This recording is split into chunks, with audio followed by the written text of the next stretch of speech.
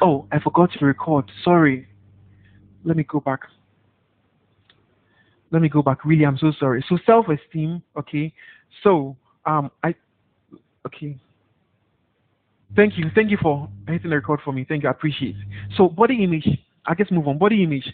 So how do you feel about yourself? Do you think you are fat, skinny? Do you think you are too dark, ugly? Do you think you're not nice, too tall, too short? What's your personal identity? If you think about who you are, how will you describe yourself if you're looking at yourself from above? Role performance, what role do you see yourself playing when you meet people?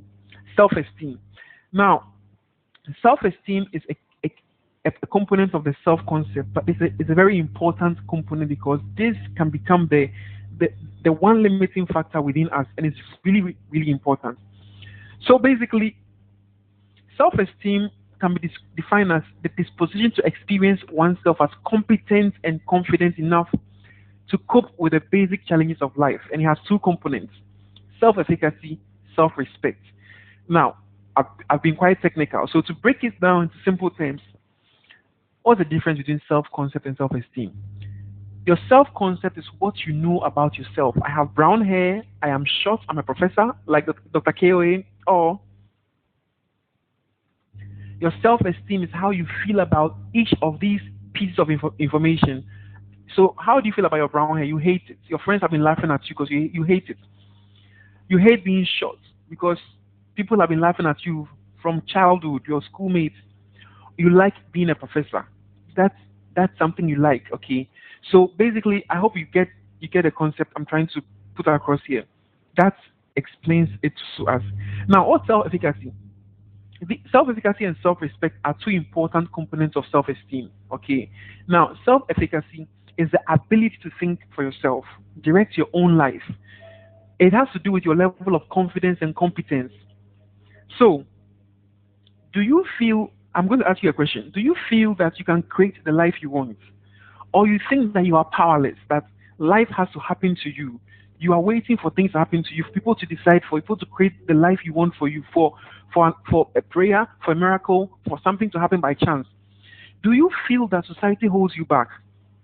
Some of us, the only thing that is holding us from being successful is society.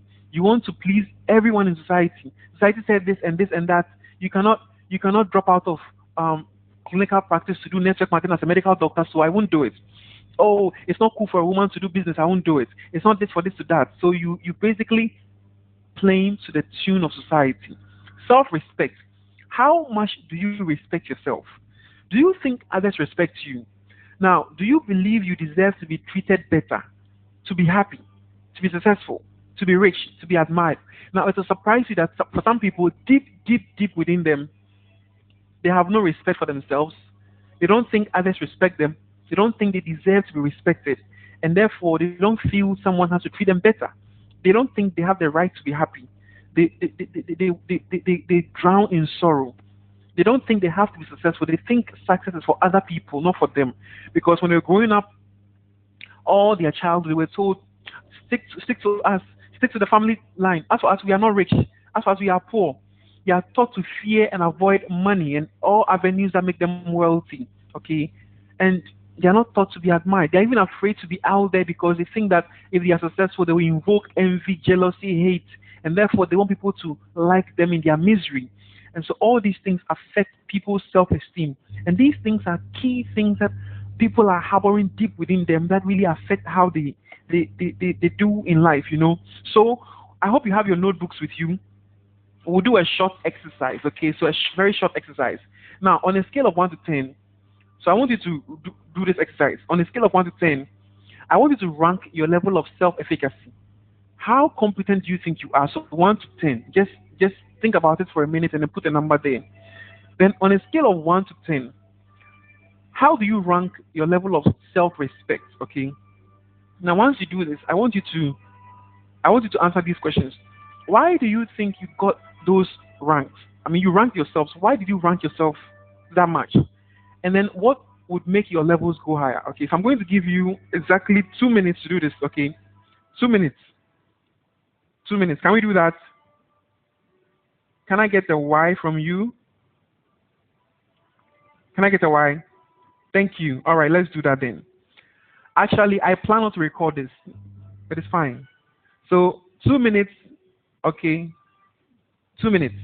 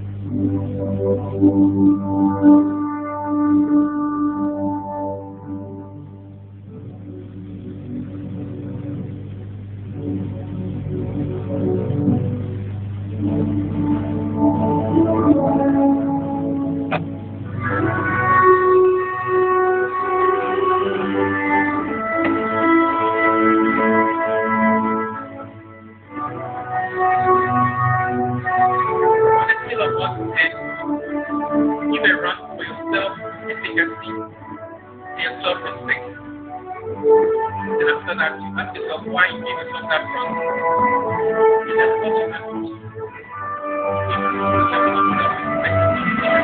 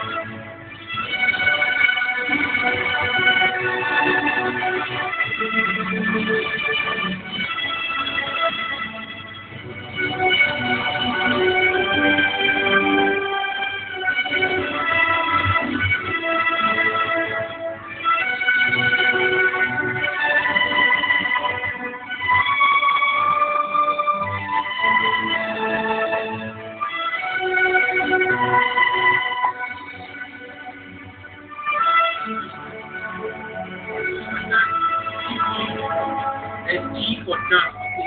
That's a G for done. And I'll do that. I'm pretty excited.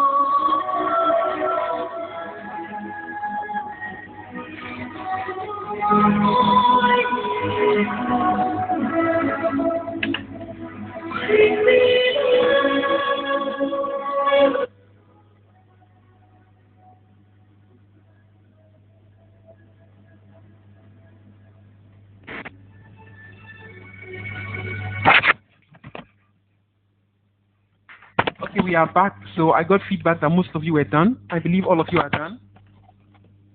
Great.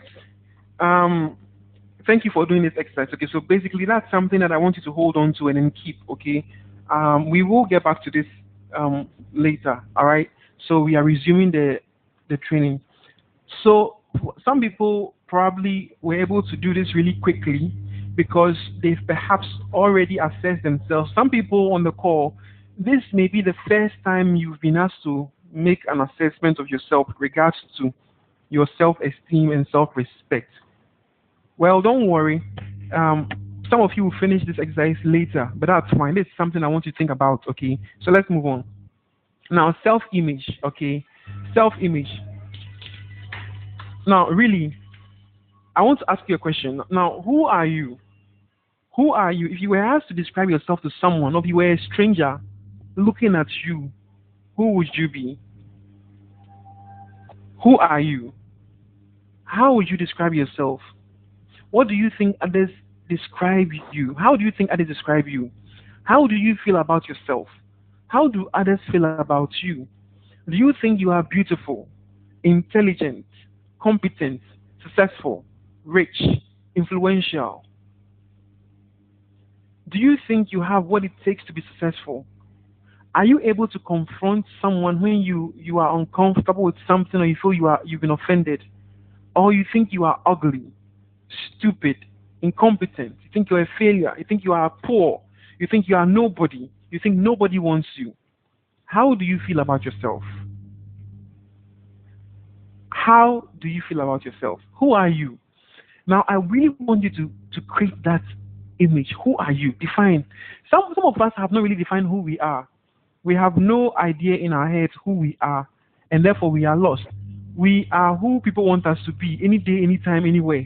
So today they want you to be a joker, you are the joker. They want you to be the humble guy. They want you to be the outspoken guy. Who are you? Can we move on? Great. So your self-image. The image is an internal model of who you are, who you should be, how you should behave, what your values are, your strengths and your weaknesses and your beliefs. It can be negative and severely limiting, or it can be positive and very powerful. Okay. Now, let's talk about self-esteem now. Okay. So basically, we have high self-esteem and low self-esteem. Now, high self-esteem is needed for success in all spheres of life: businesses, career, school, relationships. It's a motivator. High self-esteem will drive you to achieve, to become an achiever. It motivates you. You don't need someone to come and motivate because you already are up and driven. It increases ambition. It increases your ambition to become more, to want more, to do more, to be more to society. It enables us to succeed after failure. You will fail several times. Failure is part of success. You cannot have success without failure. It will come. Failure is not the end, it's just the process to success. So, if with a low self-esteem, failure can knock you out and kill you totally. People with high self-esteem are able to come back when they fail. High self-esteem enables us to express ourselves because we are not afraid of what people think of us. We are not limited, we are not timid, we are not shy. We will express ourselves because we know that we are entitled to. We are able to carry out open and honest communication. Some people are afraid to speak the truth or to tell people exactly what it is because they don't know how to respond to the responses they'll get. People with high self-esteem tend to be more rational, realistic, intuitive, creative, able to manage change. They are not afraid of change because they know that whatever change that comes, they will survive. They are not afraid that they will die off. So it doesn't matter the economic situation of a country. It doesn't matter what happens, which government is in power. It doesn't matter if jobs are being cut down. It doesn't matter if the compensation plan is changed in the business. It doesn't matter if the product prices go up. They know that whatever change that comes, they will survive. They will adapt. They will grow. They will flourish. And so they are not afraid. They are willing to accept and correct their mistakes. They are not afraid. Some people are afraid to admit that they've made mistakes and they will never accept it. To accept it openly, they rather die. But people with high self-esteem are able to accept openly and apologize. Okay, so that's something that people with high self-esteem Do. So you ask yourself these questions. Where do you think you belong? Honestly, be honest with yourself. Don't lie to impress yourself. Now, people with low self-esteem, okay, they show social withdrawal. Sometimes it's not that people are shy or unfriendly. They have a low self-esteem. They go to a party and they are all withdrawn and morose and sticking to themselves. Sometimes they are with you and you want to have a conversation with them and they stuck to their phones. Sometimes there's nothing happening on the phone really. It's just low self-esteem. I remember I went to a party a while back and someone was saying that all that we're doing at the party was vanity. I'm like, why did you come? We didn't come here to read newspaper. We didn't come here to do serious business. We came here to have fun. So if you think having fun is vanity, perhaps you should go back home and sleep. Okay. So I thought that might be low self-esteem, anxiety and emotional turmoil, lack of social skills and self-confidence. I know all of us on this call have met people who have totally zero or low self-confidence. When you ask them to speak, man, it's like, and sometimes deep, not in all cases, but sometimes it's got to do with self-esteem, depression and bouts of sadness, less social conformity. They don't tend to conform to the social rules not that govern how people should behave. Some of them have eating disorders. Some of them cannot even accept compliments. I remember some time back, when I was in school, someone gave a perfume to someone, and the receiver of the gift came to ask me why he was giving a perfume. He doesn't understand why he was giving a perfume. Why? Has he got a bad body odor? And I was like, maybe he really just likes you. It's not because he thinks you have a bad body odor. Sometimes you chewing gum and you offer a friend one, and you're thinking, do I have a bad odor in my mouth? Why is he giving me gum?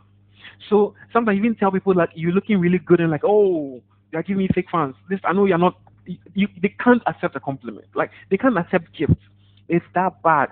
And so with such people, when you even compliment them, they think you are mocking them. Okay, because they have low self-esteem.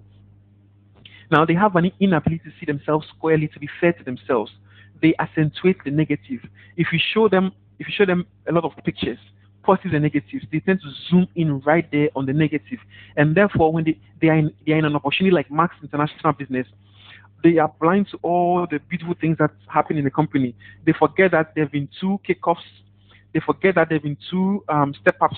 There's been two centuries. The office has done this. We have 3D signboard. We've rebranded the office. We've done this and that. We are opening two new. They forget. All they remember is they cut the prime bonus. They cut the prime bonus. They cut the prime bonus. They cut the prime bonus. They cut the prime bonus. They cut the prime bonus. It's going to collapse. Oh, they cut it. That they focus on the negative, just the negative. Okay. Now they drive themselves to prove themselves. Like sometimes they put in so much effort for people to see them. Like they always, and you can tell that it's abnormal, something off. Why are you trying so hard to prove yourself? You don't have to try so hard to prove yourself. By the fruits you can tell who they are. Okay. And then people with low self-esteem tend to be muddy and dishonest. They cannot have a clear conversation with you. They're always hiding something behind because they don't want to confront the challenges there. And sometimes it comes when deep within people, you may not know this, people may not be aware, but sometimes you're giving a presentation to someone and you intentionally avoid some of the facts you should disclose. You don't want to talk about the fact that the person has to make this commitment, they have to invest their time, their trainings, their this and that, and you promise them heaven and earth. Oh, just sign up. All the money will come. Just sign up. You never mention anything called authorship. So they think that once they register to Mass International, money will fall from heaven every single month and money just pours into their bank account. And this is what you paint for them because you don't have the confidence to put out the challenges and then close them on, and you become muddy and dishonest. And the following month you call them to come and authorship and they'll give you WTF because you did not mention everything to them. They tend to be irrational. Reasoning with the person, realize that there's something wrong. There's something off. Please, are you with me? There's something off. People are not rational. You reason, and you can't solve problems with them. Now, they have exaggerated concern, okay, of what people imagine them to be. So they are, how would they take me for? What would they take me for? How would they think about me? You're always thinking, hey, if I do this, that, this is how they'll think about me. You too worried about. People are not thinking about you. People are busy. Nobody's even watching you. But because of the low self-esteem, you think you are under a lens Everyone is looking out for you. The little seam that is coming out of your dress, the whole world is seeing it, and people are going to say, "Ah, you're off." Okay, people with low self-esteem that have self-neglect. Many a times you come across people and you realize that they don't take care of themselves. I mean, and all those who take care of themselves, most people who take care of themselves tend to have a high self-esteem because they love themselves, they pamper themselves. People who don't take care of themselves, like personal hygiene wise, sometimes they don't even spend on themselves. I mean, you rather die with the money than buy a new shoe or a new belt or go to the spa, get a massage, do pedicure, manicure, buy new clothes. Okay, and when you see people with low self-esteem, you can tell that they've not taken good care of themselves. You can see looking very, very rough, rough with the bad hair grown, not shaved. You can tell people who are not taking care of themselves when you see them. Okay, they prefer to be in a comfort zone. It must be a familiar environment where they are recognized and they control. So they stay in their, you put them into any uncomfortable place, they won't come. And sometimes the only reason why you yourself are not doing well in mass business is because it's an uncomfortable place for you. It's very uncomfortable for you. When you enter that office, you feel intimidated. It's a new place. It's not your office. You're not the boss there. There are people on the wall, and you feel this is not a place for me. And the reason why your prospects don't want to do the business because when they come to Max International, they realize that this is a difficult place for me to be in. I'm not comfortable here. There's too much pressure to be successful. These people are too positive. They are too ambitious for me. No, I don't want to be here. Okay, they're afraid of change, and people who have low self-esteem treat themselves badly. Now, if you treat yourself badly, what do you expect others to do to you? My mom told me that the world will buy you at the price you sell yourself. So some of us we got low price tag on ourselves. So people take you for cheap. Like really, you have to elevate yourself. You have to. And I remember she said this when it was years back when they were talking about Jennifer Lopez and how she was a broke girl growing up, and she people said she was dating only rich people, and she was like she worked on herself and sold herself that high. My mother had some really interesting ideas like you can decide to go with only broke people. She said no, that's the price tag on me. If you want me, you have to be this high achieved in life financially. Don't come close if you're not there. Okay, so you have to decide how people should buy you. So ask yourself this question too: what is the price tag on yourself? What's the price tag? People with low self-esteem are reluctant to take on challenges. You know, I remember going to medical school. In our time, we had to do 1 year of biological science, after which they were going to interview us based on the grade point average we had to go to medical school proper. So you do that one biological science, and people call it the Champions League. And for our time, we're going to be admitted together with our seniors, same number of admissions, but two different year groups. It was crazy, and some people were really scared. Some gave up even before the day. But you know, I was like, it's a challenge. I'll take it up. And for me, I remember telling my friends that the only thing I wanted to do was to attend the interview. I mean, that's what I said because if you got the interview, it meant that you qualified. Out of the 2 year groups, you qualified. And I wasn't afraid. And people were like, "What if this? What if that?" I said, "Well, let's see." I told them, somebody is definitely going to medical school. It might well be me. So you're not afraid to take on challenges. And for some people, doing a new business is a challenge. Doing network marketing is a challenge. It's not because they don't like maths or don't believe in it. It's a challenge they are uncomfortable to take. What if they fail at this particular challenge? Okay. Now, people with low self-esteem are reluctant to put themselves first anyway. They are reluctant to trust their own opinions. So you've seen something really good, but you cannot make up your damn mind. Okay, you have to ask all your friends who are broke, bitter, boring, negative-minded, and you have to ask them. Now, when you decide to change something within you, and you spark up your ambition, and you stop wasting time on Netflix and YouTube and mindless football games and watching this and going to pubs to drink and gossip about this and that, your friends notice there's a change in you and they become uncomfortable. So if you have to, everything that you decide has to be somebody's opinion, has to be your spouse's opinion, has to be your siblings, your parents, your friends, then you have a problem. You have to be able to make up your own mind up. And when you have low self-esteem, it always has to be somebody else thinking for you.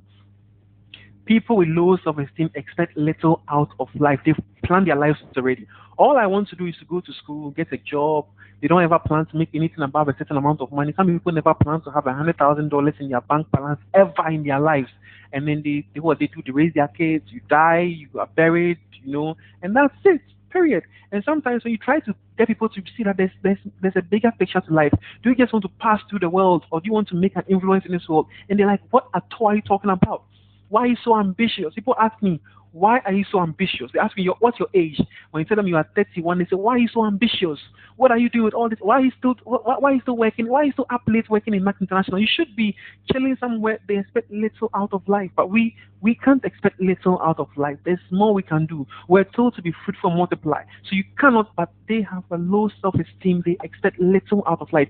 And when sometimes you prospect people and try to, navigate their mindset, you realize that, oh my God, people tell you things like, oh, I have for money there. You just find something small, and you don't worry yourself with too much money. It's not about worrying with too much money. Money is a means. Money is the power to decide to choose what you want to do in today's world. So these are things that you should ask yourself. Do you identify with these things? Take an honest look at yourself deep within. You have to solve this problem. I can't do it for you. Not even a therapist can do it for you, but you have to look at it yourself. And don't lie to impress yourself. Just look at yourself. I don't know you. You know. These things are deep hidden things within ourselves, okay? So you decide. Now, the problem with low self-esteem is it's not that obvious. It is not that obvious. It's not that obvious. A lot of people suffer from low self-esteem. A lot of people suffer from low self-esteem, and it's estimated that over 75% of the people have low self-esteem. Some psychologists are reported as high as 90% in some places such as India. Now, the problem is that most of the sufferers are not even aware of the root cause. A lot of people too wear masks and they live a lie. Some people too are living in a comfortable bubble in their own world. They live in denial. You won't get there. So in our society, you can find people at the very top of, you can find people who are professors. Once you put them outside the university lecture room, put them into a different place, you see the manifestations of low self-esteem. They are outside their comfort zone. The mask will fall off.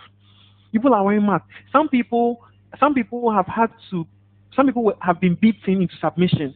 If you sometimes by virtue of their upbringing, by virtue of their professional training. For example, medical training is quite difficult. When I was getting trained, they were insulted most of the time on the ward for giving wrong answers. They were insulted from being a medical student all the way to when you become a top boss. And so before you start working on the floor, the nurses have seen you being insulted for 8 years.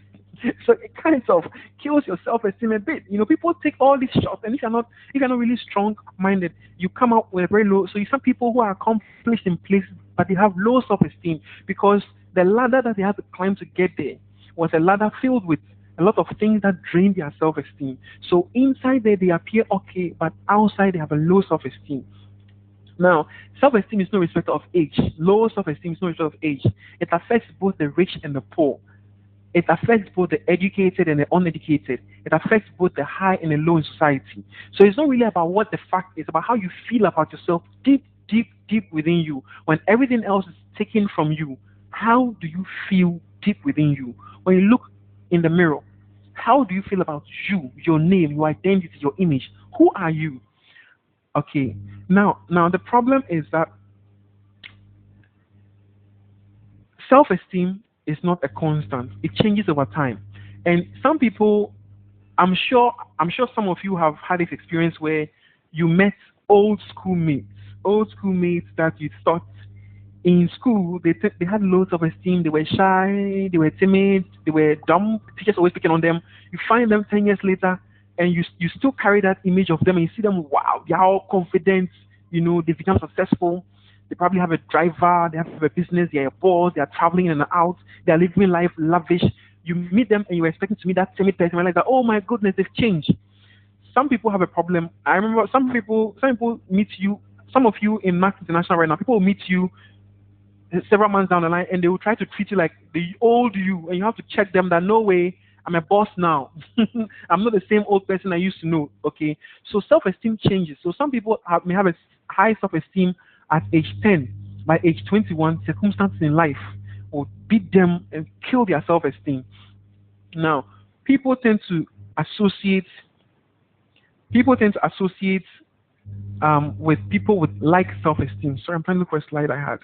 Okay, people tend to associate people of like self-esteem. Okay, so usually you find that people with the same self-esteem congregate in the same places. Broke people hanging out together, negative people hanging out together, miserable people, misery loves company, they are all together, and you realize that the self-esteem has got like a meter. Those with low self-esteem tend to group together. Those with high group together. Sometimes when you meet people, you realize that your energies don't match. Sometimes not because you hate them or you can't relate, you just have different self-esteem. People get intimidated by people with high self-esteem, so they stay away from them. Okay, so this affects relationships. Low self-esteem makes it difficult to do network marketing. Why?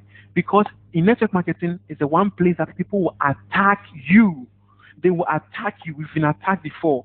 People were calling me, asking me what will I do if they seize my medical lines because I was doing network marketing. I told them, I'll sell iron rods. That's what I told them when they called me. People will ridicule you. The LGBT doctor, the herbalist. They told us all these things. They will laugh at you. I went for a function, and then someone told me that one of my bosses, who is in Max, was broke, and therefore he has resorted to selling supplements. And I said, really, what supplements? And he said, sell GBT. And I said, you know what? I sell some too. So you can laugh at me. People question your sanity. I remember when I was leaving my job, my secured guaranteed job to do Max business full time as a platinum, even though I was earning 6 times my net income. My family members called me and they asked me, are you crazy? You got a secure job here and you're leaving to do Max and international trial business. People who are working at UT Bank were asking, are you crazy? Why are you doing Max business? It's not a traditional business. What if it collapses? People at Capital Bank were telling me, are you crazy? Find a regular, safe, secure job. Why are you doing this Max international business? That's the funny thing about it.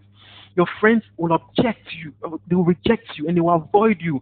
I know many of you, they stop picking up your phone calls. They don't want to answer your phone calls. That Max crazy guy is coming here and always Max, Max, Max, Max, everywhere, Max, Max. Yeah. And the thing about it is, let me tell you, in our society, okay, in Ghana, okay, now it is, I was looking for this slide. I don't think I have it. Did I delete my slide? Just pardon me. I have this interesting slide that I was supposed to. Okay, maybe I'll just find it. If I don't find it, I'll talk about it.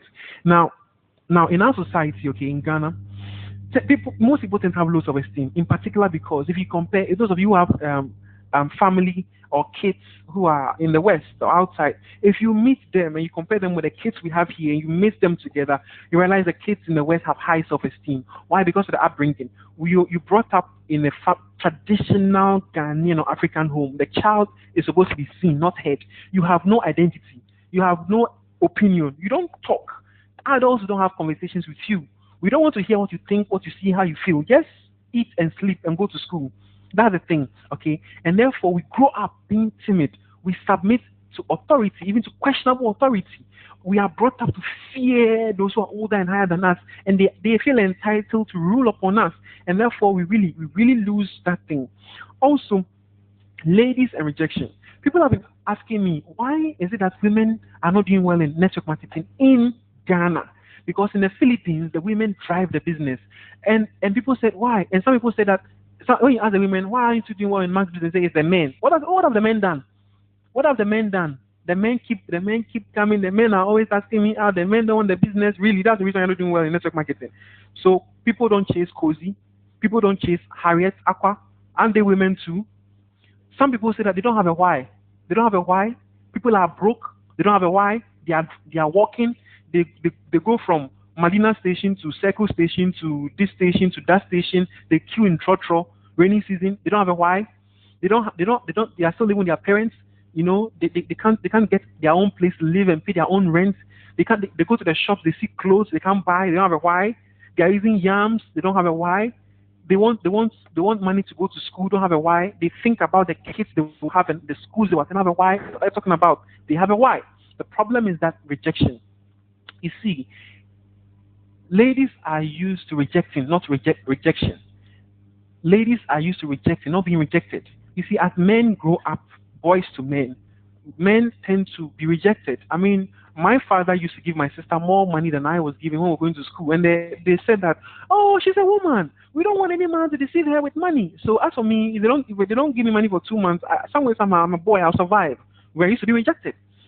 Who do they show more affection at home? the girl child. In school, we're going for exams and we have to do oral exams. The girl child can cry and blink and they pass the exam. The boy child, if you cry, they slap you and give you a bucket to cry some more. So we are used to being rejected right from our socialization. Now, when it comes to men, are used to being rejected because we propose to women and they reject us. I mean, most of you on this call, guys, have been bounced before. I have been bounced before. But women are not used to being bounced. So somebody who has been thrown a lot of love and affection and attention suddenly comes to network marketing and she goes to talk to people. Somebody who is used to rejecting men who pursue is now being rejected. Oh my God, the pain is like putting a knife through the chest and twisting it all the way up to your neck. The pain is it's so painful. That rejection, it's so painful. You can't do. If a guy gets rejected, oh there you go. We are used to rejection. My parents will reject me. I mean, my siblings will laugh at me. I mean, ladies will reject you. So we use rejection, and that's one of the things. And rejection takes an attack on your self-esteem, especially when yours is low. I mean, I told someone yesterday that if I talk to people about my international business, genuinely deep within me, deep within me, I am trying to offer them a gift because I know what Max has done for me, and I know what it has done for other people too. I know what Max has done for lots of people, and I always tell say Java's story. I'm not coming to you because I'm desperate. I need you to come to the business. No, and if you say no to me, I'll take it as your choice, not an attack on my self-esteem. And that's one of the reasons why we need to, be aware of these things. So if you're someone with low self-esteem, you when you fail, it really hits you and you're afraid of rejection. Can we move on? Okay, so great. Can we move on? Can I get a why from you guys? Why? Can I get a why? Okay, so let's talk about when and how. Now, self-esteem starts developing in childhood around between age 3 to age 12. So parents, we need to be careful how we raise our kids. Like, I know my neighbor is on the call. When I came to the house, I met the kids, and I realized they were very confident, had a lot of high self-esteem. Like, wow, So it tells you the kind of parents who are raising them.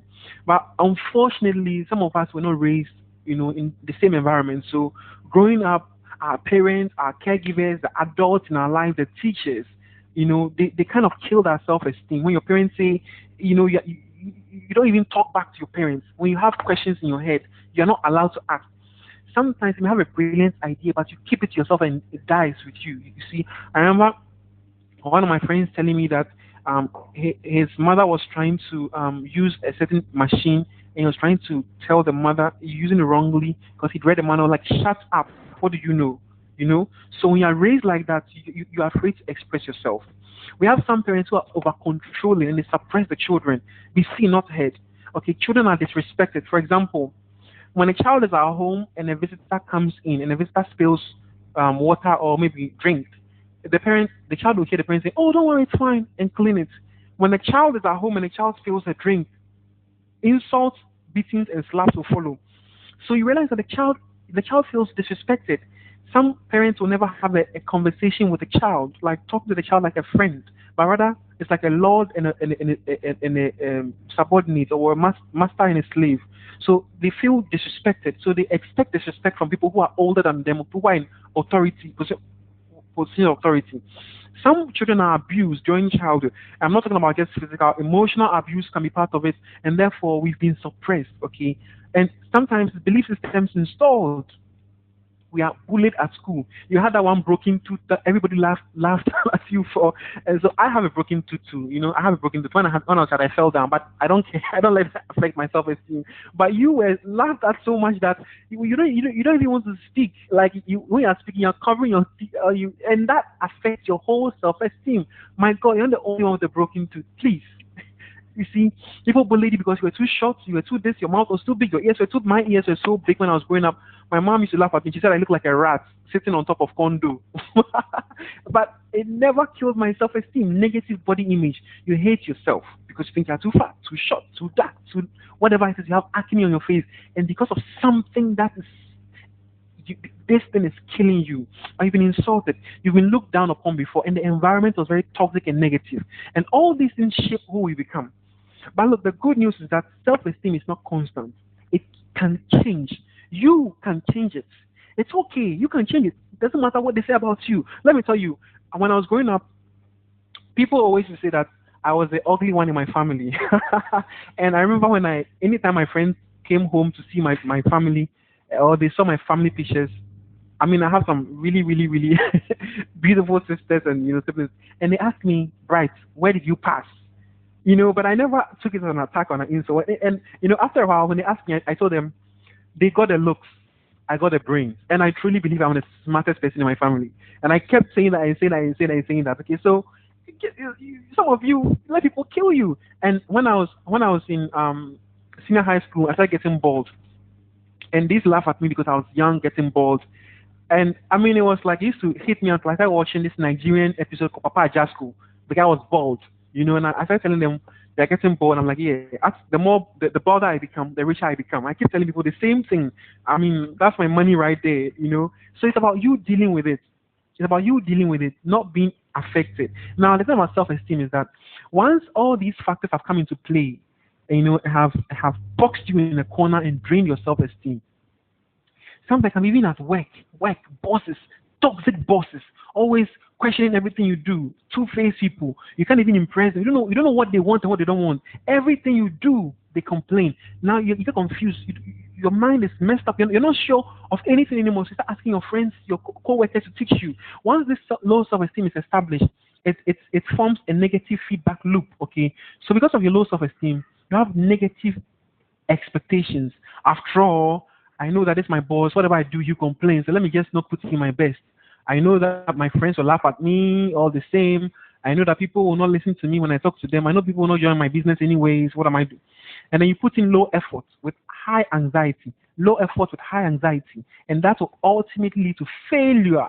And then you blame yourself. Oh my God, I'm so worthless. I'm such a piece of, shit, And that will reinforce your low self-esteem. And this cycle must be broken. A lot of people are around wearing beautiful makeup, well dressed, looking okay, but deep within them, there's a problem with the self-esteem, my friends. Now, self-esteem, low self-esteem makes us send signals, okay? And people read signals. Trust me, people read signals, and people would treat you based on the signals you send. So last time I met one of my bosses at Max, okay, and I felt my boss a bit shy. So I asked my boss, why don't you put in, because you are a boss, like you're a really, really big boss. And he was like, I'm shy. I'm like, you're not shy. You're not shy. You think you are, and you project that. Now, I used to be very shy sometime in my life. Okay, when I say people don't believe me, I used to be shy sometime in my life, and I realized that I was particularly shy at church, because when I went to church, I put on a certain demeanor. Okay, and I realized that if you go somewhere, especially a new place, nobody knows you. Nobody knows your age. Nobody knows where you live. Nobody knows your bank balance. Okay, what people will know is exactly what you show. So if you go to a new place and you start projecting an image of a timid person with no self-confidence, who can't even speak and is shy and is shaking, people will take you for exactly that, and they will, in response, treat you like that. If people think you are timid, they approach you like we should approach timid people. So you send out signals. So my friends, what I'm saying is that you can alter how people perceive you by sending out the right signals. Sometimes just walk into a building with confident stride, hold your head up like a king with a crown. If you hold your head low, the crown will fall off your head. Hold your chin up, hold your shoulders, have posture, and see how people will treat you. You have this halo around you. But if you send signals of, oh, as for me, I'm doomed. As for me, I'm not beautiful. As for me, I'm poor. Everybody knows, they can see your bank balance in your forehead because you are poor, nobody mind you. And you behave like that, behave like an orphan, and therefore people start treating you like that. So do you want people to look up to you or feel sorry for you? You have to get up and fix this problem, okay? Now, this 6 pillars of self-esteem, I got it from Nathaniel Brandon. He's an awesome, phenomenal guy who did a lot of work on self-esteem. He has several books, okay, that allow people to break free from low self-esteem. And I'll recommend that all of us on this call will find time, okay, you can download the trainings on YouTube, find time and then do these things. And I believe that something will change inside you. For even those of us with very high self-esteem, some of you sent me I said keep your self-esteem test yourself. Some of you sent it to me with very impressive scores, Congratulations, all of you. But even for those with high self-esteem, there's much more you can learn. And even I thought I had a high self-esteem because I got a healthy score. There's a lot I learned going through this training. Okay, so this gentleman here has two books. He has several, but two of them that you should look at are the six pillars of self-esteem and then the psychology of self-esteem. So you can learn a lot about this, and it will teach you a lot. Okay, so the six pillars are conscious living, self-acceptance, self-responsibility, self-assertion, living purposely, and then personal integrity. Great. So, conscious living. Most people are dead. They're just waiting to be buried. Some are sleeping in denial. Most people are unconscious of the great power that lies within them to change and grow. My God. People have surrendered. They've given up already, but you have the power. You have the power. You have everything that you need to get where you want to get to. But we assume that past patterns will repeat in the future. Past patterns will not repeat in the future.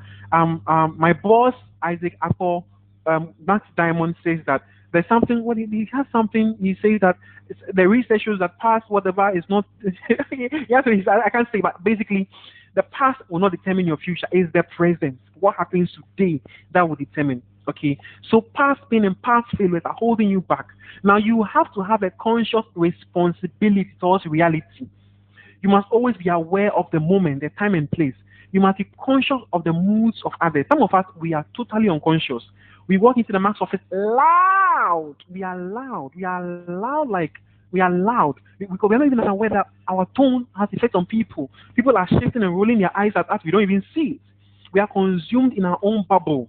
Okay? How do your words and actions affect other people? Your words and actions will affect people around you. You must know it. And then most importantly, you must know how other people affect you. I mean, I'll tell you the truth. When I started my business, there were times that people would say things and would really get to me, like I could feel a pain in my chest. Like it can be prospects, it can be your downlines, it can be anyone, it can be your family, your loved ones. And sometimes you can feel pain, physical pain in your chest, like crazy. So I was like, you just accept that people actually have an influence on you. Somebody can say something to you at 10 a.m. in the morning, and that will cause your BP to rise 20 units above normal level. Your pulse will rise up 5 rates above normal, and it will persist all the way to the next day, 10 a.m. My goodness, just accept that people have an effect on you. Accept that this particular person, anytime I see this person, my heart beats more. This person tends to pick on me. This person tends to annoy me and anger me. This person always attacking me. Accept it. And then now you can deal with it. But don't live in denial. What you are saying doesn't touch me. It touches you. You know it touches you. It's killing you. Accept it and deal with it. Okay? And be aware. Be aware of what's happening around you. Don't be lost. Be aware when you're in a room among people. Be in tune with the people around. Sense their mood. Listen and then pay attention to how what you say, affect people around you. And my friends, if you're able to do this, you go very far in life. Okay. Now, self-acceptance. Socrates said, "Know thyself. Know thyself." Then Pythagoras said that, "Man, know thyself. Then thou shalt know the universe and God." The ancient Egyptians said that it's only when you know yourself that you begin to understand the gods. And it's not so much about deities, but about you. Because you were made in the image of God. You yourself have the power to create. In the beginning was the Word was with God. You can speak life into your own life. You can create with your mind, okay? But you have to accept who you are. Self-acceptance is the ability to love yourself unconditionally, no matter what flaws you may have. I love myself. You can tell that. People look like, they all don't know. You love yourself. I love myself. I pamper myself. If I don't love myself, who will love me? If you can't love yourself, how do you expect us to love you? We won't love you because you don't even love your own self. Why should I love you? Okay. You cannot move forward in denial and self-deception. Accept who you are. Java said that accept who you are, guys. Be real. Java said that I was a broke guy. I accepted it and I did something about it. Accept that you think what you think. You think what you think. You think negative. Accept it. You think you are broke. Accept it. You think you are poor. You think you're not deserving of success. Accept it. That's what you think. The only way to solve the problem is to first of all accept you have a problem. If you are in that bubble of denial, my friends, we can't help you. You can't help yourself. God can't even help you. Okay? Accept that you do what you do. Accept it. Accept that you experience what you experience. Accept you are who you are. Some things you can't change. Some things you can. Okay, so God grants me the serenity to accept the things I cannot change, the courage to change the things I can, and the wisdom to know the difference. You can't change the fact that you're born in Ghana, or you're born to this place, or born into that family where everybody is broke. It's reality. In my family, we're broke. That's why I was born. In my village, I'm the only medical doctor. The whole village. I can't change that. Okay. Now, self-esteem suffers when we reject ourselves. Don't reject yourself. Embrace yourself. Accept the negatives and work on them. If you can only deal with a problem when you admit there is one. Be a friend to yourself. Be your best friend. Talk to yourself. Learn to love and forgive yourself. Some of us are so unforgiving. You made that one mistake 2 years ago. You are so cursing yourself because we make mistakes. We make mistakes. We make mistakes. Forgive yourself. Talk positively to yourself. Some of you are too negative. Oh, as for me, I can't do this business. As for me, I'm not getting signed up. Talk positive to you. Speak life to yourself. The tongue is powerful. Wake up every morning and say that I'm successful. Look at boxers like Floyd Mayweather. They say I'm the best. I'm the best ever. Nobody can beat me. Put in front of me. You have to psych. That's what champions psych yourself. I remember when we met school, Dr. Kofi and I were on the same floor. And then before every examination, we'll stand outside and we'll start screaming like, I am warm. I'm ready. Bring the paper. You have to talk to yourself. Talk to yourself. It's important. I'm going to be a millionaire. I'm going to be a diamond. Talk to if you can't tell yourself, me, I won't tell you. You must tell yourself. Talk to yourself. Enter a harmonious relationship with yourself. Now, from today, I want to do this exercise. Each day, look at yourself in the mirror for 2 weeks. For the next 2 weeks, every day, look at yourself. Some of the experts say that even look at yourself naked. Don't wear clothes, no makeup, no lipstick, nothing. Look at your raw you, your image. Look into your eyes in the mirror. Look at the things you don't like in your life. Okay? Look at yourself and then embrace them and talk to yourself. Tell them that deep within you what you don't like, what's holding you back. Talk to your friends and say that accept we are making us better. It's you and your image. You and yourself are going to make you better.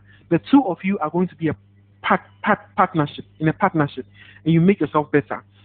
Every day, if you can't, 3 times a week, find some 30 minutes of silence in a room and meditate. Please do this. Some of us are too loud, too busy, we don't listen to the universe. We even listen to ourselves in our innermost self. Sit down in a quiet room, dark room, and think. Sometimes I do it late at night. When we're doing it, people will be saying, "Hey, aren't you asleep?" And I said that this is the time that the principalities work. We are working. Okay, this is when the rulers work. You think and then you meditate. Think about things that are important to you in your life, your personal goals, your finances, your relationship, your business. Think. Just think. Some of us never think. I have an uncle who is a quantum physics, quantum chemist, and he says that there is some research that most people don't think. Most people think twice a year, and that people have become robots. When you live life in a certain routine for a while, you go on autopilot. So you wake up and you are just doing it. Have you had that experience where you were driving somewhere but you forgot yourself and you just got there, realized that, oh my God, I drove here? Or you're walking somewhere and you don't know how you got there, but you got there. You are autopilot. These are the few instances where we realize it. You are walking somewhere, but you don't know how. Oh my God, you just got there. You don't know how you got there, but you got there. Okay. Now some of us are living life like that. They are just moving. By the time you realize it's been 10 years, your company has laid you off. You are broke. You have a divorce. You have this and that. Your kids are rotten. And I wonder how the hell did I get here? And you don't know how, but you got there because you were not aware of yourself. You have to think, and meditate, and say we are going to make us better. You need that time, that your quiet time to think and meditate. Okay. Great. Now, self-assertion. Self-assertion is the confidence that you have. Self-assertion is the confidence you have in speaking firmly about your opinions and demanding the rights that you believe you should have. Great. This is what I was going to talk about. Self-assertion. Are you able to speak your mind? Speak up your mind. When you're in a room and somebody says something that's deep within you, with your innermost conviction, this is not, it doesn't resonate right. Somebody has done something offensive. Sometimes some of us are there, people are doing the wrong things, and we don't have the courage to say it. You must say it. And that's a problem in our Ghanaian society where we just let foolishness go untouched. Okay. Now, It is believed that a lot of Africans and Ghanaians are not self-assertive because of how we are brought up. We are brought up to just exist. Don't express yourself. You don't speak to adults. Even in some cultures, when adults are talking to you, don't look into their eyes. It's a taboo. Okay, so the upbringing where children don't speak their minds. We grew up afraid to question and correct people in authority. When people who are in authority are misbehaving or are giving out policies or ideas that we know are bogus, of course, there's a way you can say it, but some of us are even afraid to speak or even admit. Okay, now the problem is that we surrender and hide from people whose opinions differ from us because you're afraid of confrontation. If you think something I'm doing is not right, come and talk to me. That's the only way we learn. Feedback. We need feedback.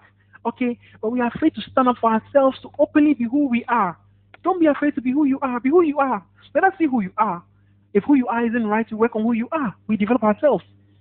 You're afraid to speak and act with your innermost convictions. You want to please people so you belong, and therefore you are everything to everybody, anyhow, any day. Okay? And that's a problem. Who are you? What do you stand for?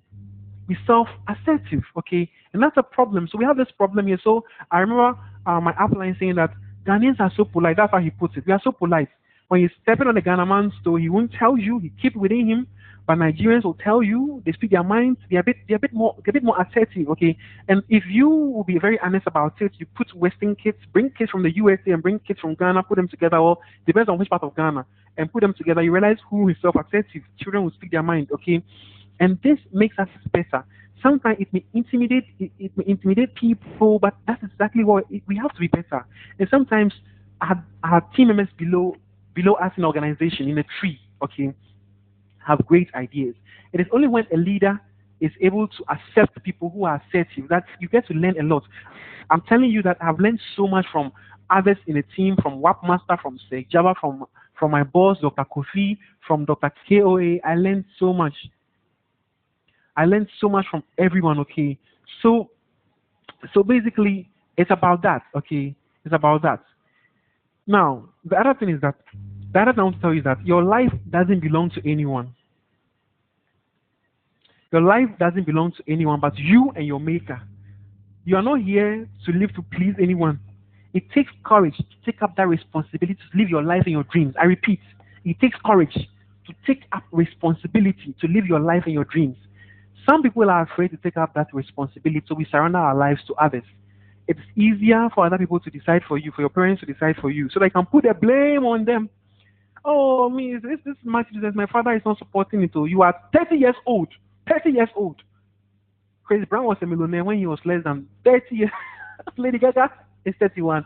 She's a multi-millionaire. You are 30 years old, my guy. You are a male living in your father's house. You have no place of your own. You want to get married and have kids. And at 30 years, your parents have to decide for you. I'm not saying be a rebel, but I'm saying that you must take responsibility of your life. It's easier for you to say, my parents say that we should break up, than tell the truth or why you want to break up with that person. Your siblings have to decide for you, or spouses have to decide for you. I went home and my wife said we shouldn't do this math business.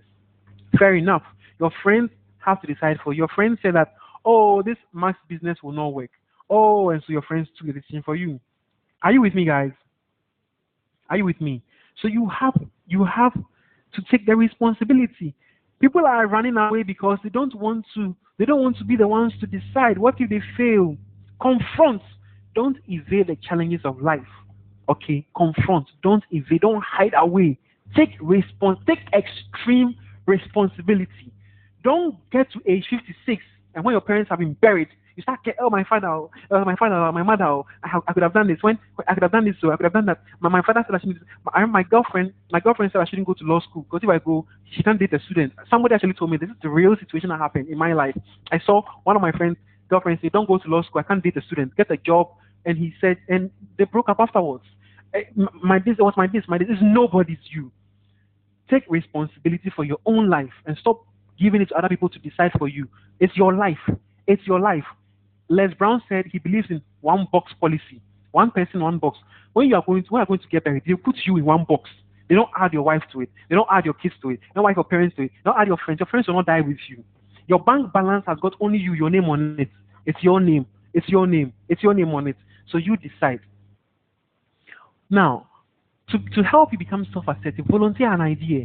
Sometimes you are doing a workshop and there's a room full of people who are very intelligent, highly schooled, and you ask questions that are obvious. The answers are not difficult. You don't even think about it, but they are afraid to volunteer an idea because people don't want to feel like, oh, I'm the guy who spoke first, or I'm the guy who's always there. Okay? Ask questions. Speak freely and responsibly. Remember, responsibly. Freely and responsibly. Challenge authority. If you think there's something off, ask. But I don't mean you should engage in mindless rebellion. Just being rebellious is not what I'm talking about. Think on your feet. Think. Think. God gave you that giant machine in between your two ears for a purpose. Think. Think. Think on your feet. Disagree with someone if you don't agree. Disagree with me. Don't just be nice and smile and then go off and then do what you. Let me know that you don't agree with me. Then if I have to give you more information, I do. Don't smile and nod and go and do what you want to do. Don't laugh at a terrible joke or a joke you find offensive because you want to please the other person. Be real with you. Do yourself that favor and be real. Just be real. Be real. Be real. Be real. Guys, can I get a wife from you? Oh, yeah. Okay, you guys are hearing me. Thanks. All right. So, living purposefully. Now, this is very important. It's the greatest tragedy is not death, but life without purpose. A lot of people are aimless. That's the bitter truth. A lot are aimless. To live without purpose is to live at the mercy of chance. If you want it to work, you have to make a conscious decision. You can't say that I'm coming to try it. Try what? Try it. Don't try it. Try what? We came to make it work. We came to make not try. We're not going to try. We came to make it work. You are doing it. Some of us are aimless. We are aimless. Some of us are aimless. Some of us were aimless with aimless friends drifting through life. And so we found a purpose to chase our dreams. The moment you decide to stop being aimless, your friends will disagree with you and you realize that you cannot enjoy their company anymore. Some are waiting, wishing, hoping, and praying that some miracle will happen. A chance event. A chance. I remember somebody telling me that they are waiting for their uncle to come and take them abroad overseas to go and work in a factory or plantation or wherever. Chance to travel abroad. A chance phone call. A stranger will call you and bless you. Or you see those posts. Say type amen and you get $1 million or some crazy thing like that. A chance business deal, a chance job offer, a dream job, a chance sign up, a chance breakthrough. You have to decide to live purposefully. Yes, yes, yes, yes, yes. There's a chance that lightning might just strike you as well. Who knows? I don't know. But lightning may not strike you. But you can strike lightning yourself if you plan it, if you decide to do that. So you can either wait for it to happen or you can make it happen. Stop waiting for a chance encounter. What is your life orientation? Carefree, free living. You're like a worm in the soil. Nobody, you don't give a hoot about anything. You eat and die and you are gone. Why are you here? Why are you here on this planet? Why are you here? What's your purpose? What do you want? Now, you must tie yourself to a purpose. Now, Rockefeller, you know Rockefeller? The billionaire, the man who built America. Rockefeller was very broke. He grew up very poor with an irresponsible father. He started working as a very young boy to take care of his mom. And his father would go travel and go roam the world for months and come back home and steal his money he has saved in his piggy bank. Okay. So now Rockefeller was invited to see someone to change his life. And when he was making a trip, he went on a train. And the train he went on, no, he missed the train. He was supposed to have gone on the train, but he missed the train because something happened at the station. And that train fell off a bridge and everybody died on that train. Now, the moment that happened, Rockefeller realized that he felt that he had a greater purpose on earth, and that changed his life and the way he thought. He became fearless in his endeavors because he said that God was directing him. You need to align yourself with greater purpose. Once you align yourself with a greater purpose, you have a purpose to live here, and it keeps you going. So why are you here? Why are you? Ask yourself, please write this down. Why am I here? What is it that you want to do? What is it that you want to do? Make things happen. Stop waiting for things to happen. What are your goals? Set goals. Make a plan. Get to work. Stick to it. Stick to it. Reach the goals. Don't just float and drift through life. A lot of people are floating and drifting, watching Kung Kung Baja, watching TV, watching celebrities, BET, MTV, this and that, glued to the television and broke, drinking, partying, ignoring the real circumstances surrounding them, ignoring their bank balance and how they feel deep within them after all the partying and the smiling and chilling. What is it that you seek to achieve in life? What do you want to be remembered for? Is this how your tombstone is going to look like? Nobody? Is that what you want? Or you want to leave a legacy that your kids will be proud enough about you to make a statue in your honor somewhere in an institution? What do you want to contribute to this world? Are we together? So you have to make that decision. Now, on personal integrity, I will not talk much, but I'll leave you with something to think about. Okay, they say wisdom is knowing the right path to take. Integrity is taking it. Integrity is doing the right thing even when no one is watching. Integrity is not about, some people are saying that, oh, why do they hate me so much? What have I done?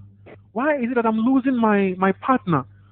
This and this and that. It's not going to be that one big wrong you did. No. We will forgive you and we can forgive you for that one big wrong you did.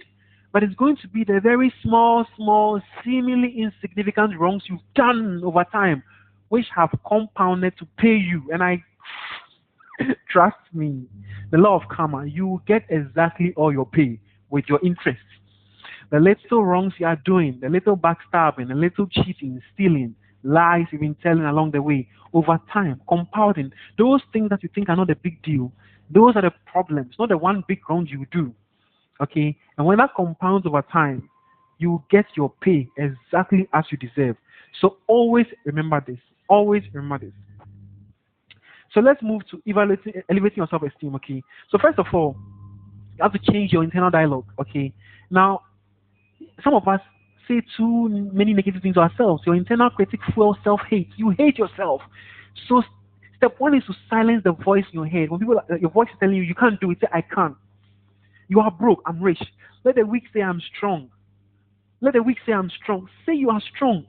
I remember when we were in school, before a major exams, our seniors would ask my mates, they'll ask you, do you think you are going to pass these exams? And I don't know why I was being humble or saying, people say, well, I'm not sure. Let's pray, let's see. And when they asked me, right, so do you think you're going to pass this exam? I'm like, pass? I'm already passed. I'm looking for a distinction or a credit. And they like, hey, this guy, he's cocky, he's too confident. I'm like, my guy. One of my friends said that the best time to bluff is before the thing, not after the thing. We used to do sports when we were in school, and he would always, like this trash talk that Mayweather and McGregor had. You talk trash. Yes, I'm going to pass. I'm going to get this. I'm going to do this. I'm going to do this. Do talk. Who will kill you for that? Nobody will arrest you. But you talk to yourself, and yourself will listen to yourself. So I always say that pass. I've already passed. I'm looking for a distinction. Someone says, I'm not sure. Let's pray, please. Yes, we'll pray about. I'm still saying about I've got a distinction already. See, so talk positive to yourself. For every negative thought you have, and you will have them, think positive. Be your own best friend. Why do you want to be your own worst critic? Okay, if you wouldn't say it to your best friend, don't say it to yourself. Talk to yourself like you would to someone you love. Love yourself. Forgive yourself. Some of us are still hating ourselves for mistakes we made. Yes, I've made very stupid mistakes in my life. Some of them I made that cost me a lot. Okay, but I forgive myself. Forgive yourself. The only way you heal is if you forgive. If you don't forgive yourself, we can't forgive you. I mean, if you don't even forgive yourself, how should I forgive you? You understand? Challenge your negative self-belief. You know it. Write down all the negative things that you think about and cancel them out from your life. This is the first step, the beginning. It's so important that you cannot move on without this. Okay? Now, some of us, we hate our body. You don't like the body you have. Well, unfortunately, that's the body you have to live in. You must take care of it, okay? And you must accept it. Accept your body, okay? And love your body. A negative body image is often linked to low self-esteem. You are uncomfortable because you are too skinny, because you have a big forehead, because you are bald, you don't have a lot of hair, your eyebrows are like this, your chin is like that. Some time ago, they said people's lips were big. Now people like big lips. Some time ago, people's bum were big. Now people are doing birth injections. It's crazy how the world goes. So the world is crazy. If you're going to let the world decide you, then please, you are lost. Because when I was growing up, they used to laugh at me. I had big lips. I remember even growing up, I used to listen to Jay-Z and they would insult you. He had big lips. Now people are taking collagen injection in their lips to become big. Incredible. So if you hated yourself 10, 15 years, 20 years ago, you become a fool because 20 years ago you had big lips, they laughed at you. Now people are injecting collagen to have big lips. Crazy. 20 years ago, everybody wanted to have Paris model with very, very small bam bam. Today, women are taking injections there. So if you go and cut off yours, it's crazy. You don't let the world dictate. Love yourself for who you are. That's who you are. Love yourself. Love yourself. It doesn't matter what it's. Love yourself. Love yourself. Okay. Avoid comparing yourself to others. We are all unique. If we're all the same, my goodness, the world would be so boring. Accept that everyone is different. Remember that you have your strengths and they have their weaknesses. Find your strengths and amplify them. Look after your health. Some of us don't care about that. We don't exercise, we don't eat right, so we are depressing from the food we eat and lack of activity. Because once you become more physically able, you release endorphins, and these are your natural cocaine for your body. You become very high on life. So he's someone like Dr. Kofi, who is always high, laughing at marks of his. He's high on life. Okay, so love, you have to love who you are, love your body image, okay, and take care of your appearance. And this is something we talk about a lot. Some of us don't take care of our appearance. You don't look inspiring. You don't look attractive. You don't look like I want to come and join your business. You don't look like you are wealthy. Okay, so you have to take care of yourself, and grooming is key. It helps you build your own self-esteem. My God, if you are well dressed, you send out signals to people that you are an important person, you're a successful person. So you must send that signal. And that's why I keep stressing on it that we need to dress really well so that we stand out as professional network marketers, not people with nothing better to do in life, hustling and shoveling and pushing products in people's faces.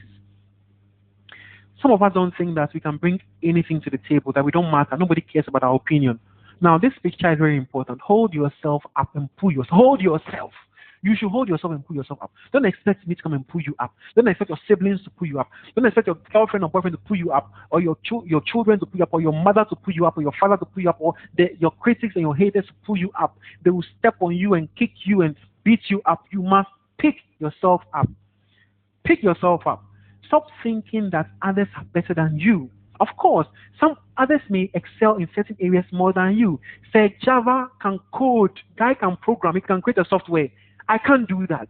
But I'm not going to compare myself to him in that light.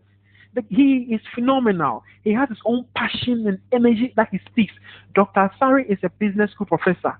I can't compete with him there. He has his way of presenting that I don't have. He's very entertaining. He brings you out. He makes the crowd come out alive. I don't have that. I have mine. I make you think. I make you reflect deep within you. I make you come to reality. We all have our strengths. We can learn from others. But don't feel you are worthless because you are not like the other person. No, you have your strengths and your weaknesses. We all have our strengths and weaknesses. So identify your strengths and your weaknesses. Amplify your strengths and work on your weaknesses. Do not feel like you are unworthy. And remember, we teach others how to treat us. In your life, people will tend to treat you wrongly. You must teach them. Sometimes some people who knew me 10 years ago when I was broke, 10 years ago, 12 years ago, and they try to treat me like they used to treat me back then. I correct you, boss, please, take it easy, please. Times have changed, oh. If in case you have not heard, I'm a crown diamond. No, not like that though, but you have to send a message across.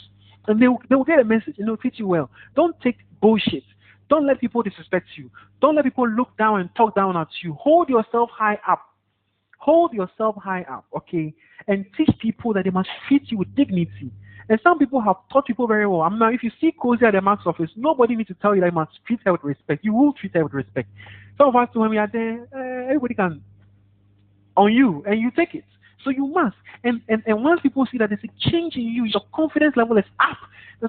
This Max business is changing you. I better come and have a look at it. And people will come. But if you're the same old you, timid, same old you, always on the floor, crying and weeping, waiting for somebody to come and pick you up and stepping on you and spitting on you and all sort of things on you, they don't see any change inside you. So who will come to you? Okay, you must elevate your self-esteem. And once you do that, your business will shoot off. Okay, being oversensitive. Some of us are too sensitive. Being too sensitive is one of the more painful aspects of a low self-esteem. Whether you are angered by criticism or you feel demolished by any comment that's directed at you, it's important to desensitize. You are too sensitive. Desensitize. Why? In this our business, people will say nonsense to you. Dr. Kofi said that and kwasiasem Dawson. Dawson.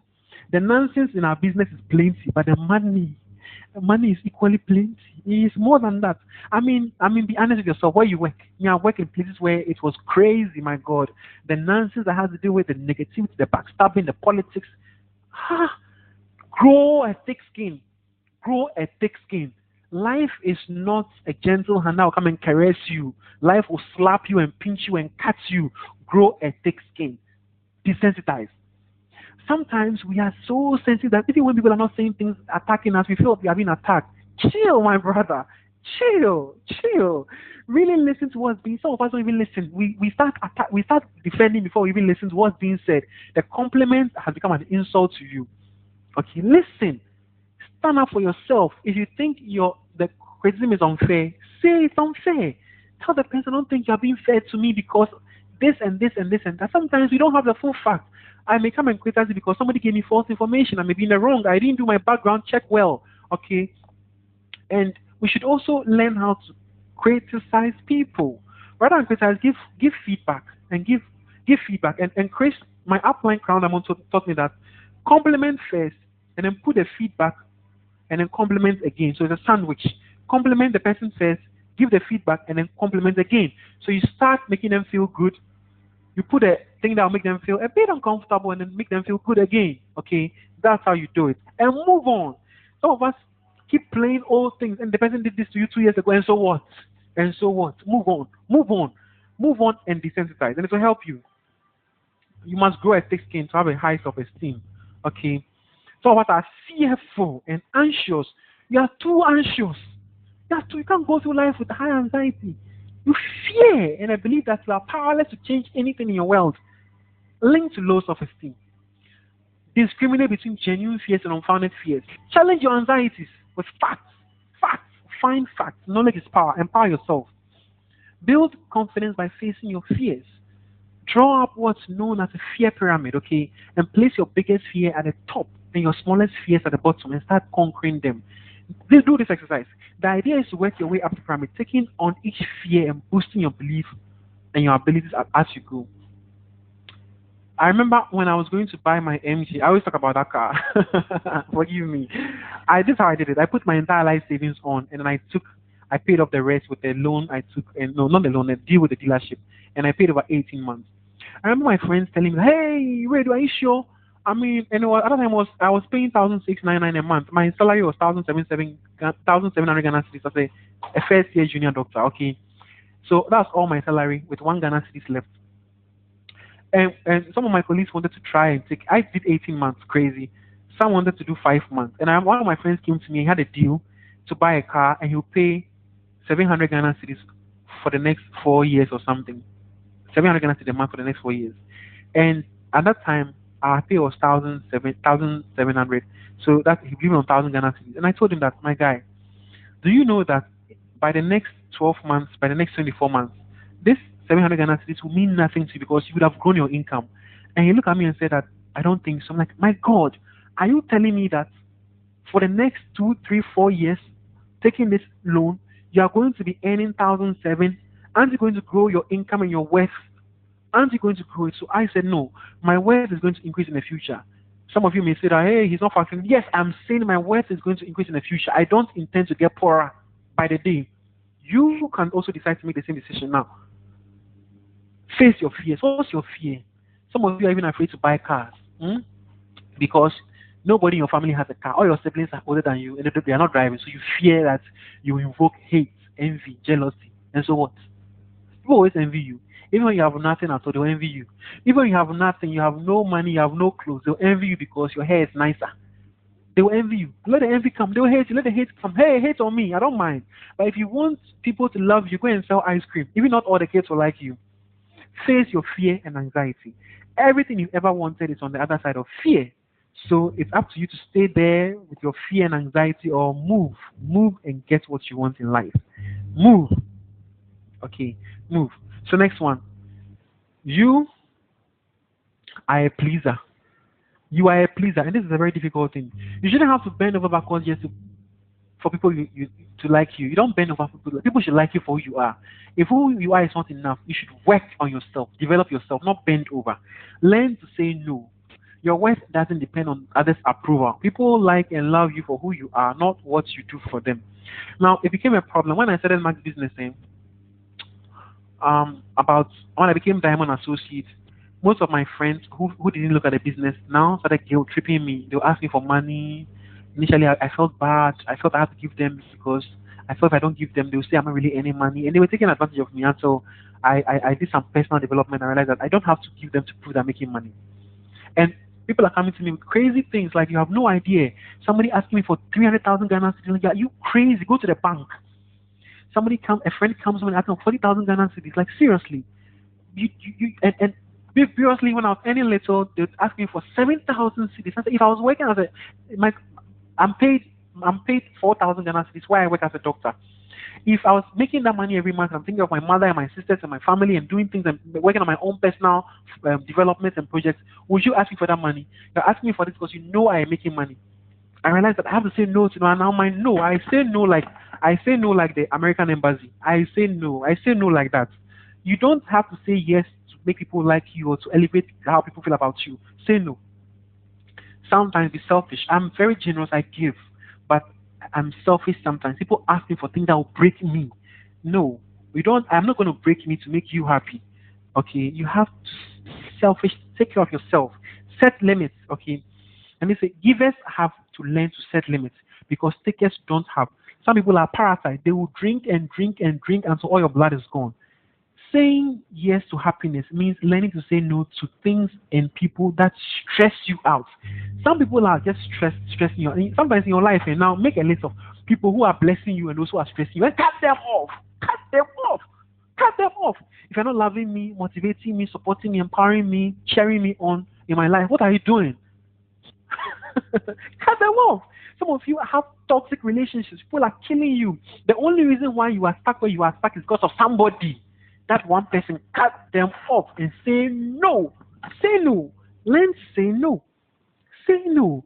Don't be in prison. Don't stay in prison because you're afraid. You want to please people. People are locked up in toxic situations because society says that and yes, it's not anything. Stay there. Stay there so it looks right. Oh, you can make it look right. You die looking right. Make a decision and get out of that place. Don't be a people pleaser. Don't be a people pleaser. So in conclusion, I have a poem for you. I have a poem for you in conclusion. I hope I can sing you my poem. Give me a minute. I need some music in the background so I can give you my poem.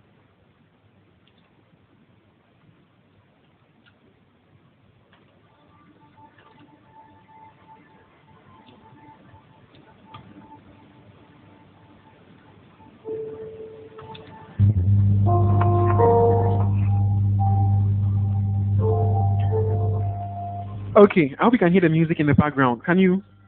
I'm trying to give you a theater feeling.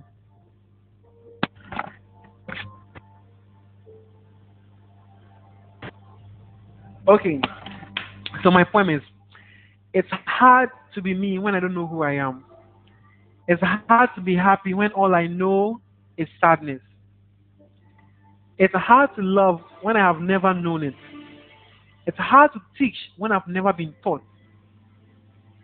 It's hard to hope when all I know is disappointment. It's hard to heal when all I know is hurt and pain. It's hard to be free when all I know is bondage. It's time to let go and get back to myself. It's time to change so I can learn and grow. It's time to get out of the dark and glow. It's time to have hope, joy, and healing. It's my time. It's my time. It's my time to be free. It's my time to be free. Say this to yourself right now. It's my time to be free.